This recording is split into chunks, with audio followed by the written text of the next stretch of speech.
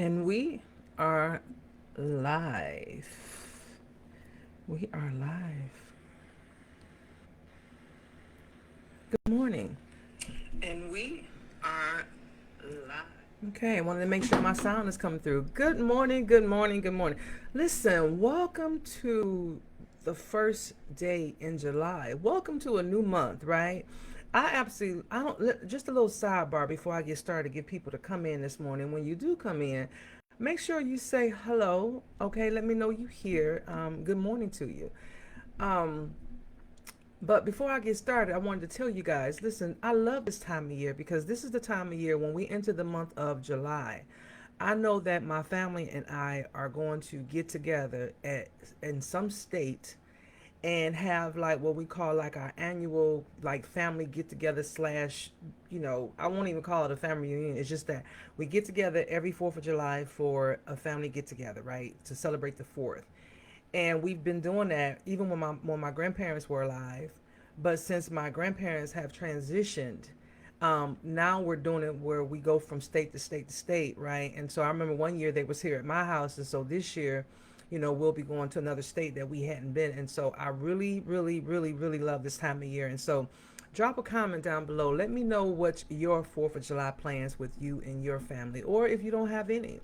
One thing about being a veteran is that a lot of veterans unfortunately aren't able to celebrate the 4th of July, or when they do, they have to do it where there's not a lot of noise around or things that might kind of trigger them. And that's one thing that I'm mindful of with the 4th of July. But for me, I'm one of the ones that don't have those issues. So I really, really embrace that. I really, really embrace that blessing because I know so many of my battle buddies don't. But at the same time, regardless, I hope that everyone has a safe and enjoyable 4th of July as we plan it, because I know at this point people are starting to travel, especially in my family. All right, so listen, if this is your first time here, I am Yashika. I am a self actualization coach and life strategist. And this series is getting to self actualization. And you guys know that self actualization is the top tier of Maslow's hierarchy of need. That's when you get to the point where everything that you desire has been given to you, and when I was thinking about this is one thing I can say about the military. The military really prepared soldiers to be self-actualized, because when you think about it, in the very beginning they gave us our basic needs. They gave us our food, our shelter, our overhead, whatever the case may be. Then after that, they made sure our safety needs were in order by making sure we had good dental, good health insurance, things like that. If we need to go to the doctor, then whatever. And then of course, when it came to the belonging or whatever, military is just like a family, right? We're like a big old family. So when it comes to being in the military, you feel like you belong to something, right? Because even within the military, there are groups within a group. Like, for example, when I was an enlisted soldier, I was a drill sergeant. So no matter what rank I wore, even as an officer, we referred to each other as drill sergeants as battles, right? Now, I'm not saying that they don't do that in the military in general, but when someone would see me with the drill sergeant patch on, and even as an officer, and somebody else was had a drill sergeant patch on, they would say, "What's up, battle?" They would say, "Hey, ma'am," or "Hey, battle," whatever. One of those little, because we belong to a certain group. So the military provided for that for us, and then they also gave us that esteem, like that part where which each rank we had a title, we had some type of status, respect, which each rank. So the military definitely prepared us for self-actualization, right? And then that, of course, that final stage in my mind, that's when we retire. That's when we retire and we're going off and saying, okay, and this is retiree, right? And I'm not saying that not all soldiers get here, but I do know that the military really, really prepares us for being self-actualized. It really does, because it helps us, because even after we're no longer serving, they have given us the tools and the resources to be able to put things in perspective. Now, does it happen for everybody? Of course not. That's why you will see some soldiers, or some veterans that are not able to get to that level. But for those who are able to get there, one thing that we can say, even the ones who didn't necessarily get there all the way to self-actualization, All the other four stages were introduced in their lives at some point if they served. Okay, and so that's my little piece about that. But today we are talking about why rest is resistance as we go along this getting to self-actualization, right? Why rest is resistance. When we look at rest, I'm not just talking about going to sleep. I'm not just talking about saying, okay, it's time to take a nap, or I'm going to get my 8 hours of sleep, or whatever the doctor ordered. Now, is that part of it? Absolutely. But when we talk about rest, rest comes in different forms. And one thing about rest is that you have to be intentional about it. And when we talk about the most obvious one, which is going to bed or getting your nap in, whatever, okay, that one right there, you have to be intentional about that one. Like, that is a given, right? But even with that one, you have to make sure you're intentional, because if you're not, if you don't get that rest at the minimum, the body can't function the way that it needs to. Okay, the brain can't function, right? Listen, when I served in the military, the one thing about rest is that we had to learn to run on less rest than most people. And I just remember thinking to myself, like, when we, like, when we would pull 20, because we had this thing called staff duty, CQ, as well as 24 hour, CQ, what is it, 24 hour duty? It was, we did different duties that we would have to perform at nighttime. And so we would have also 24-hour duty, whether you was, depending on what level you were in. If you were at a certain level, like if you're an enlisted soldier or when I was a drill sergeant, you had to be at CQ or a particular staff duty all night long, which means that you had to stay awake for 24 hours. Sometimes it would be more than 24 hours, because if you had PT that morning before at 6 or 6:30 and staff duty started that day or after that, you still don't get off staff duty until after PT the next day, which typically is when everybody come to work call, which is at 9 o'clock. So at that point, you've worked 27 hours, and then you're supposed to have a recovery period of 24 hours. But if you get off at 9 o'clock that morning and you have to be back the next morning for PT again, that's not 24-hour recovery time. But what we recognize in the military is that when it comes to war, there's no duty hours for war. Okay, there's no, okay, we're gonna only fight 9 to 5, or we're gonna take a lunch break. Okay, between 12 and 1, we're gonna take a lunch break. All right, so that's how the military prepared us. But to everybody else, if that's not part of your job, then getting your sleep, like, listen, for us, being able to function on less sleep was something that we had to train to do. Now, when we rest, we rest. Okay. Now that's why when we rest, we rest. One thing about a soldier, they can fall asleep anywhere. Okay. They can fall asleep on the back of a truck. They can fall asleep on top of a truck. They can fall asleep on the ground. Okay. I have slept in puddles of water. Okay, I have slept in puddles of water. I have woken up laying on the ground, and puddles of water was just like a little stream just going past me. I ain't give a shit. I just went ahead and rolled on over. Okay, why? Because my sleeping bag was waterproof, and the rain. Listen, I need my sleep. Okay, I need my sleep. So that water gonna have to go on by this business as it stream on past me. All right, it'll go around me. You see where it split off with my sleeping bag, and then it just went on. I don't care. I don't care. Just keep on going, right? Okay, so we were trained that way. But when it comes to everything else, and when it comes to rest, we have to think about that. We have to do rest on purpose. And so when we think about rest, think of it as three different layers. Rest being, of course, one of them being your physical rest. Like I said, being able to get that rest even in tough situations. Okay, tough situations, laying down and listen in a foxhole, going to sleep with a gas mask on. Let me tell you something. If you know, you know. Okay. If you know, you know. Wake up, slob all over here. Okay. Okay. Now, and then there's your mental rest. Less decision making, silence, and breath work. This is when you go to a corner in your house, or you go to yoga, or you do something, sit in a sauna, but you literally relax your mind. And in my opinion, this is one of the hardest things that people can do, especially adults. Adults have a hard time um, resting their mind because they have so many more responsibilities. You're thinking about, okay, because I'm telling you, as soon as I sit down, I remember when I had a full plate. I remember when I had many kids, a husband, a career, all those things, and trying to balance myself included. I will be at a meeting and I'm thinking about what I'm gonna cook for dinner. I'm thinking about, did I take any chicken out? Did I take that chicken out? Matter of fact, I gotta go by the stove because some kids need some milk tomorrow for that cereal. You know what? Matter of fact, I'm about out of laundry detergent. So for me, my mind was never rest. And then when I was home and resting, now I'm thinking about, okay, did I do this at work? And when I go to work tomorrow, I got to make sure I do this paperwork, do that. So it's like constantly, constantly, constantly, constantly. And so you have to find a time where you just do nothing. I remember talking to one of my soldiers one day, and there was this game that I would play called Sudoku. And it was one of those mindless games that I would play. I play more games now than I did when I was in the military because I really didn't have time to play games on my phone. But now, 9 years later, and shout out, yesterday was my ninth year retired. Um, I would play this Sudoku on my phone. And so one day I was talking to one of my soldiers and I said, I play a mindless game on my phone. I said, maybe you can do that. He said, you know what, ma'am, I never thought about that. He said, I'm gonna do that. And so he told me, he said, because sometimes you have to do things that you kind of, because when I'm playing Sudoku or when I'm playing a game like that, especially back then, I'm not thinking about nothing. When I tell you nothing, I'm thinking about trying to solve this problem. And it's not a life or death problem. It was just this problem right here, this Sudoku board. And if I really want to challenge myself, I go to the extremely hard ones.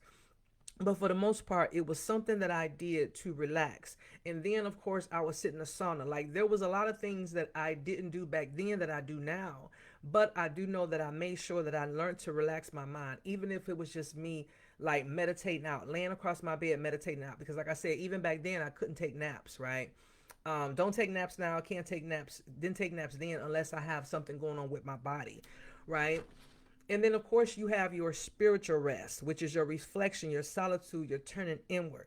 Okay, some people do this when they go on a vacation. Some people do this when they go to those spiritual camps or when they go to those like Sedonas in Arizona and things like that, right? Or some people do this when they go to places like a beach, or it doesn't have to be anywhere. But what I do know is that in order for you to really, really get that spiritual rest that you need, it cannot be in an environment that you see every day. That's just my opinion. Because you're gonna always be thinking about what you gotta do. Like if I'm in my office, right, I already know that if I'm thinking about as soon as I leave here out of my office, what do I have to go do next? But when you are away and you're away from your surroundings, you can get that spiritual rest. This can be something as simple as spending a day at the beach, right? Or around some water where you're literally just away and you're listening to the waves. And so your mind is clear. Trust me, when you somewhere around water like the ocean, I was just in Santa Monica a couple of weeks ago. And so I was at the Santa Monica Pier. And so every morning that I was there, I would wake up and I would go to the water. I mean, go to and look at the water. Like I wouldn't go because I would go there where I can hear the water because it was just so soothing. It was so relaxing, right? And so I knew in those moments that I was in complete spiritual rest. Like I was connecting with earth. I was reflecting. There was nothing that I was thinking except whatever I needed to think. There was nothing intentional about my thought process. I didn't go to the water thinking about, well, water, while I'm here, I'm going to figure out my love life. Or water, while I'm here, I'm going to figure out how to get to that $1,000,000. No, it was none of that. It was you go and whatever thoughts happen, when you start listening to the waves, when you start listening to the water, you connect. Okay, you connect to it. That way you can reflect and do those. So those are your 3 layers of rest that we need to practice. And I will say this, right? The reasons why this is important is because a lot of us, depending on culturally where we live, where we're from, right? A lot of us look at like if we're not exhausted, if we're not resting, I mean, excuse me, if we're not exhausted, if we're not just going and grinding, then we're not being our best, right?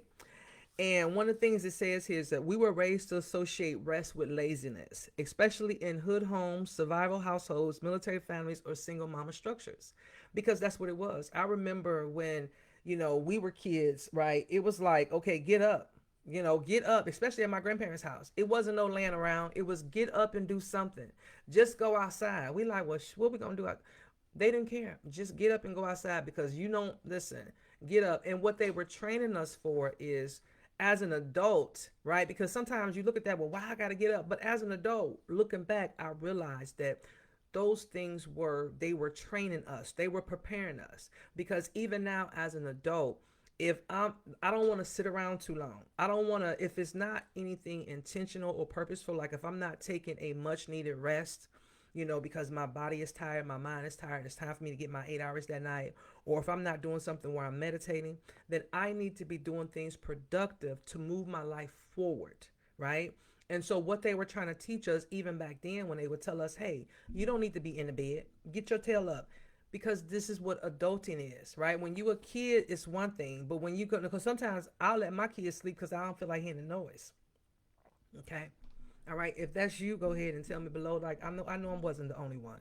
I know I was not the only one. Okay. I was okay on the weekends when they were still sleeping a little bit because it gave me time to decompress, right? To think about how I'm gonna start my day, especially those one days of the week or whatever I would have off when I was in the military and when I did have all my kids. So even now with me having my one daughter that's still at home, luckily for us, the house is 2 levels, and my room downstairs hosts upstairs. So I'm able to really, really just be in thought and be in without a lot of commotion because peace in your home is where all this you got to be able to have all this, right? In order to be rested, whether it's from your spiritual rest that you need, your physical rest that you need, or your mental rest that you need, mental or emotional, it starts in your home. If you're in your house and it's catastrophic, you're not going to get any of that rest. The only time you will probably be able to get some type of rest is when you're away. So all this starts with your home. And if you've been following me on this self-actualization series, like I said before, a lot of these things are connected to one another, right?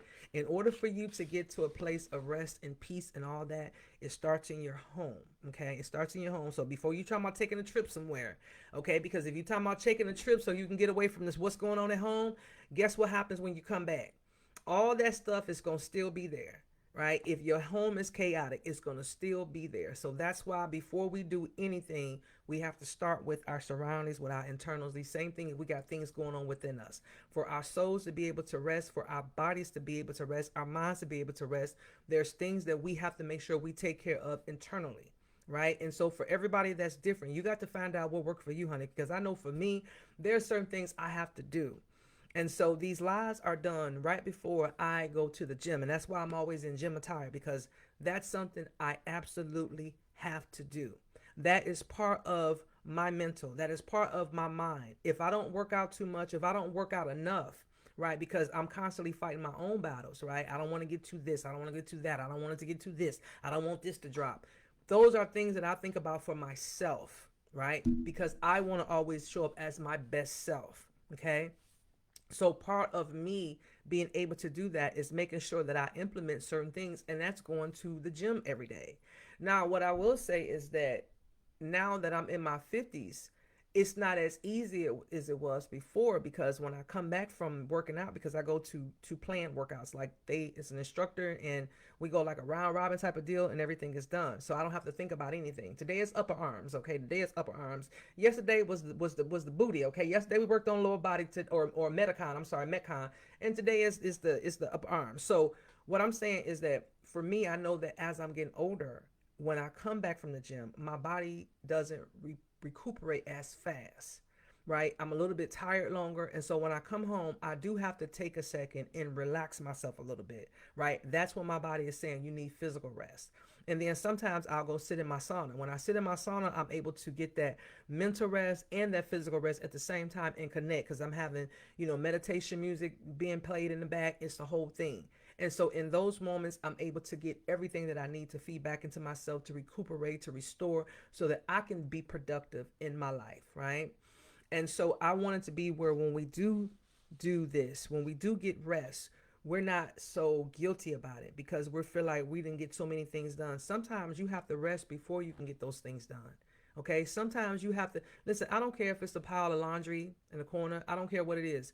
Some things have to wait until you come back from vacation, right? Because life be life for a lot of people.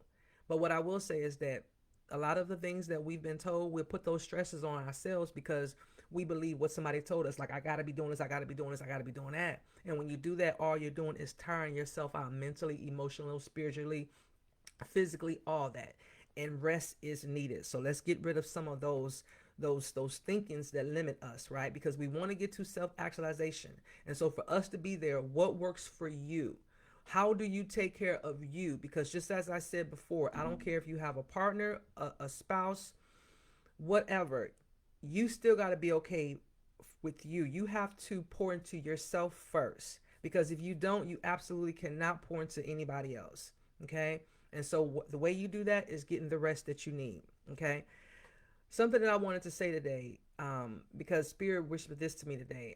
Stillness doesn't mean nothing's happening. It means you're being held. Sometimes the most powerful movement is in pause, right? Sometimes the most powerful movement is in pause. Sometimes we have to sit still in order to hear whatever we need to hear. And we sit still, we rest. We rest through meditation, we rest through physical rest, we rest through calming rest, we rest through whatever we need, right, in order to get there. And sometimes that's when we hear what we need to hear the most, is when we take a moment to pause. All right, so I don't know who this is for, but I know it's for somebody. Everything that I talk about when I go, as we're getting to self-actualization series. Listen, if you are here and you have watched this and found that this was helpful, or you feel like, hey, there's something else that need to be discussed, drop me a comment below. All right. Go ahead and share, subscribe, like, and follow, depending on what platform you are watching me from. And if you are ready to have a self-actualized coach in your life, or a life strategist that understands somebody who have lived the things that I talk about. I have lived listen, I have lived the things that I talk about. I have lived the things that I coach on, right? I am very much self-actualized to the fullest. Everything about my life aligned up to things that, what I decided I wanted to happen.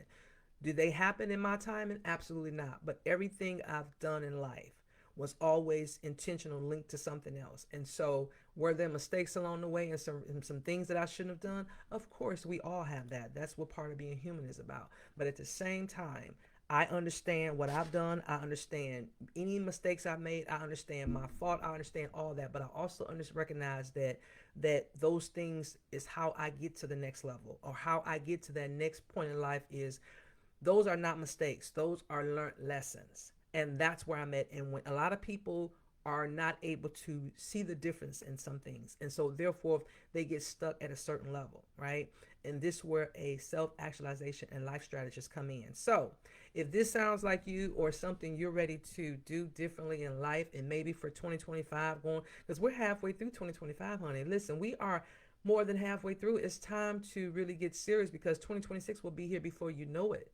So if you're looking at your life and you say, you know what, I'm still where I was 10 years ago, and I don't know what I'm doing wrong, right? Listen, a 15-minute consultation is free of charge, and see if I can work with you. You can go ahead and DM me. You can shoot me a message in my DM down below if you don't want to talk in the comments, if you want a little private. Or you can say, you know what, let me just schedule an appointment with her. And that link is in this description as well as above. So I will see you guys in the next video, and make sure you check me out every day while we get to self-actualization. And just like I always say, trust me when I tell you, when you meet me, you're going to want to work with me. Okay. When you meet me, you're going to want to work with me. Talk to you guys in the next live. Bye.